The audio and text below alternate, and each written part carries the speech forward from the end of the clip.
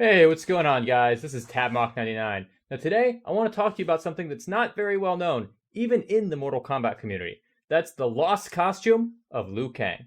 Now before I begin, I should say that it's no secret that the Mortal Kombat creative team, especially Ed Boon and Tobias, were huge fans of Bruce Lee. So it should come as no surprise that it's a Bruce Lee film that serves as the inspiration for what I'm about to show you. Back in the first Mortal Kombat game, there were a lot of ideas that the Mortal Kombat team had. And of course, they couldn't put every single idea into the game. Well, one of the ideas they had was a pre-fight sequence, kind of like an intro dialogue. Yeah, these are standard, they're par for the course in today's fighting games, but back then, virtually no one had them. Except Street Fighter 2, and Bison would take off his cape before the fight started. Well, it was originally planned that for the first Mortal Kombat game, every single character would have one. Like, I've got some behind-the-scenes footage here, provided by Master Daniel Pesina himself.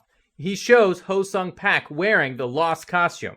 And before the fight starts, he takes off his shirt and casts it aside, getting ready for combat. Yep, that's how Liu Kang prepares himself for the fight that's about to go down. And you can tell that they put a lot of thought into this. I mean, in the Mortal Kombat 1 comic, there's a panel where they're on the ship, they're on Shang Tsung's ship, getting ready to go to the island. And Liu Kang takes his shirt off, showing that he's ready to get into a fight. In fact, he never has his shirt on again in the rest of the comic.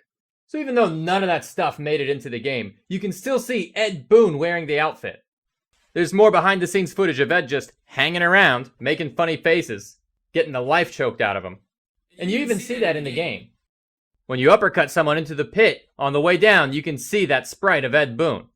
Actually, if I pause it here, you can see it even better. When they brought that stage back for MK Trilogy, they kept in that sprite of Ed Boon.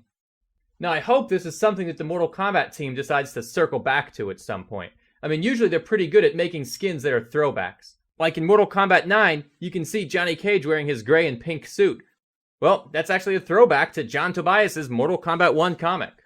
In Mortal Kombat Deadly Alliance, Shang Tsung's alternate costume is pretty cool, but they didn't just make it up for the game. Again, this is a throwback to what Shang Tsung was wearing in the Mortal Kombat 1 comic.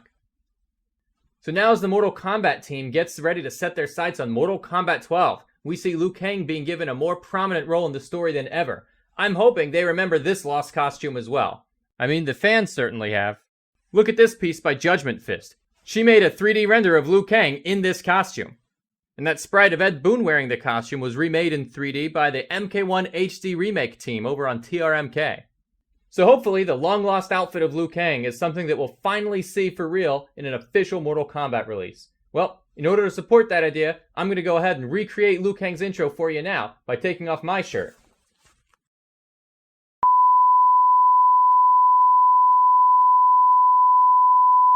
Hey guys, if you like that stuff, if you like learning about the old Mortal Kombat games, make sure you check out my channel and look at all my other stuff. I'm always covering Mortal Kombat topics here. Make sure you hit subscribe and hit that notification bell so you can get notified whenever a new Mortal Kombat video drops on this channel. Until next time, this is TRMK. See you later.